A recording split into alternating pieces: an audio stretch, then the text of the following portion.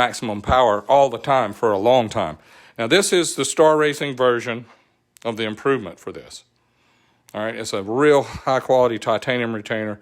It's got machined steel keepers that are machined to fit. And this valve is our Star Racing valve. It's a 2.5 millimeter over, and it's designed with the shape for flow and weight so that it weighs the same thing as this 40 millimeter valve. This is a 42.5. So the fact that it's bigger and the same weight, we don't put any more stress on the valve train. But what's interesting about this is this retainer and these keepers are machined to fit.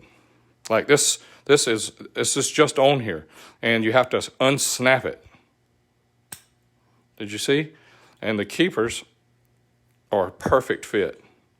They don't fall off, but they're not pinching in the groove. The groove is there to tell you where to clamp it. This little bead on this keeper, oh, I wish I could get a little bit better focus. There you go. See that little bead on the keeper? That matches the groove in the valve.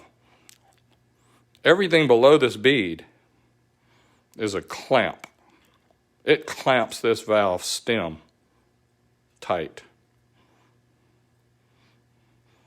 I know this might be old school to you guys, but I just want you to see. What we're doing is we're clamping this valve with no moving parts. This keeper is clamped to this valve with no regard to this groove or the bead, so we will not be breaking off the valve in this groove. We will also not be spinning these parts until this fails.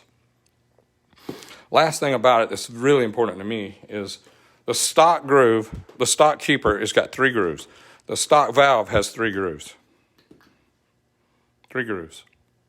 And if you'll look, there's no flat area for the keeper to clamp this valve. So the only thing that's holding this valve hanging on for dear life is the fact that these beads, these little 3 beads, are hanging on to this, hanging up to the top of this when it's going on lift, and it's hanging on the bottom of this groove when it's coming off the cam onto the closing side of the cam. So the whole time, this keeper is working this valve over, going like this, up and down, up and down, up and down, because it's so loose.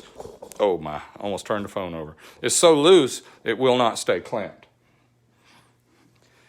Another thing, the stockers and the aftermarket ones that are for sale have this cross section right here that makes this keeper extraordinarily thin. There is no material between the inside of this groove, not much material between the inside of this groove, between the beads and the outside, because this keeper is standing up at a 7-degree angle, where our machined steel keepers have a tight clamp fit below the bead and it's set on an 8-degree angle here. And what does an 8-degree angle do is it increases the cross section about 12%. And I've seen these split, I've seen them break.